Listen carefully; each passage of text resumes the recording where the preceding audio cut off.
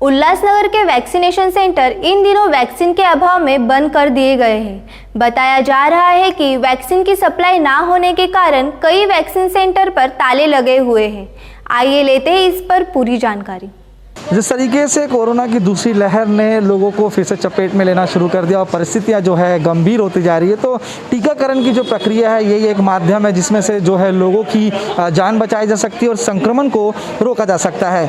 ऐसे में जो है महाराष्ट्र भर में, पूरे देश भर में जो है कोरोना के टीकाकरण का जो है प्रक्रिया चलाई जा रही है। ऐसे में उल्लासनगर शहर की यदि बात करें तो कल सोशल मीडिया में एक मैसेज जो है काफ़ी वायरल हो रहा था, जिसमें ये कहा जा रहा था कि कल से जो है वैक्सीनेशन केंद्र बंद रहेंगे। तो उसी के ऊपर हम आज जो है आपको खबर बताने जा रहे हैं कि किस तरीके से जो है इस मैसेज की जो है सच्चाई है वो ये है कि उल्लासनगर शहर में 5 जो है टीकाकरण केंद्र चलाए जा रहे हैं। उल्लासनगर कैंप क्रमांक 4 में, उल्लासनगर कैंप क्रमांक 3, उल्लासनगर कैंप क्रमांक 2 और उल्लासनगर कैंप क्रमांक 3 के हम रोटरी क्लब में मौजूद हैं। जिस तरीके से जो कि मैसेज चला था कि जो है वैक्सीनेशन केंद्र बंद रहेंगे, तो उसमें जो जानकारी है वो इस तरीके से है कि उल्लासनगर में जिस तरीके से 5 केंद्र चलाए जा रहे थे उसमें से 3 केंद्रों में जो है वैक्सीन के शॉर्टेज होने की वजह से उसे बंद रखा गया है। लेकिन वहीं पर जो 2 केंद्र हैं वो चालू है जहां पर वैक्सीनेशन किया जा रहा है। लेकिन ये उन लोगों का वैक्सीनेशन किया जा रहा है जिन्होंने जो है ऑनलाइन रजिस्ट्रेशन किए हुए हैं। ऑनलाइन रजिस्ट्रेशन करने के बाद जो है आप देख सकते हैं कि इस समय हम मिड टाउन में हैं जहां पर टीकाकरण की प्रक्रिया की जा रही है। यानी कि 5 वैक्सीनेशन केंद्रों में से 2 वैक्सीनेशन केंद्र जो है वो लोगों के लिए चालू है। इसके बाद दूसरा जो वैक्सीनेशन केंद्र है वो 14 नंबर स्कूल है, वहाँ पर भी वैक्सीनेशन की जो है प्रक्रिया चालू है। लेकिन ये सिर्फ उन लोगों के लिए जो कि जिन्होंने ऑनलाइन रजिस्ट्रेशन किए हैं। बाकी 3 जो टीकाकरण केंद्र है उन्हें जो है बंद रखा गया क्योंकि वैक्सीन की शॉर्टेज है। लेकिन प्रशासन से जब हमने इसके बारे में और जानकारी लेने की कोशिश की तो उनका कहना यह था कि आज या कल तक में जैसे ही जो है वैक्सीन अवेलेबल हो जाएगी तो उसके बाद जो है वो भी केंद्र शुरू कर दिए जाएंगे।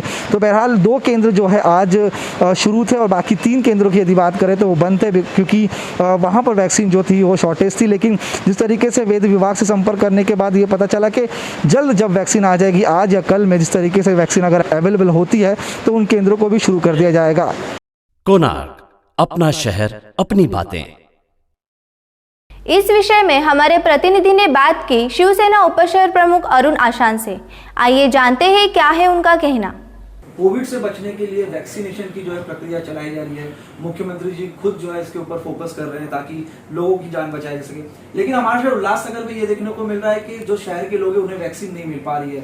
घंटों तक लोग लाइन में लगे हुए हैं। कई जगहों से ये भी जो है टिप्पणी आई कि लोग जो है नगर सेवक हो या फिर अधिकारी हो वो पहचान के लोगों को पहले लगवा रहे हैं। और अभी तक तो ये भी बात आने लगी है कि जो 18 वर्ष के लोगों को लगनी थी उनको जो है वैक्सीन नहीं लग रही है। ऐप के माध्यम से उन्हें दिक्कतें हो रही है। 2 से 3 महीने का जो है समय मिल रहा है। बाहर के लोग लगा के आ रहे। तो वैक्सीनेशन को किस तरीके से सेंटर्स को तैयार किया जाएगा?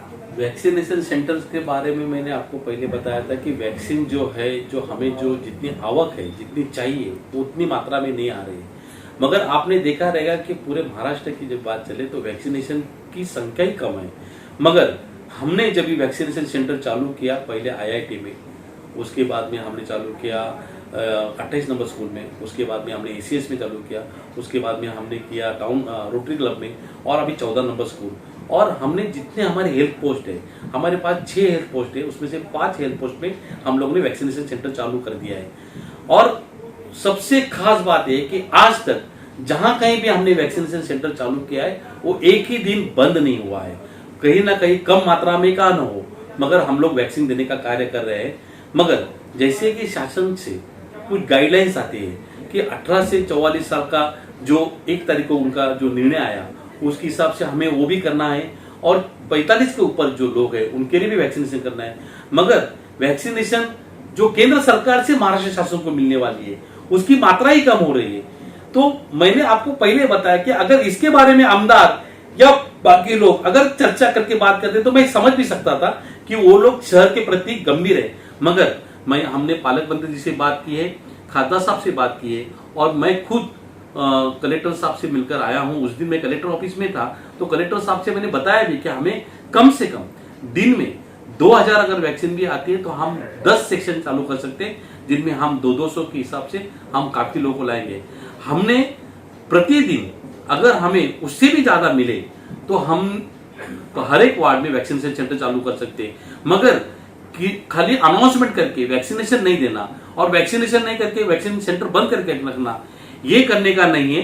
इसके लिए हम प्रयास कर रहे हैं कि जितने वैक्सीनेशन सेंटर है वो रेगुलर चालू रहे और आने वाले दिनों में हम लोग और 5 सेंटर्स इस शहर में चालू करने वाले हैं। कोणार्क, अपना शहर अपनी बातें।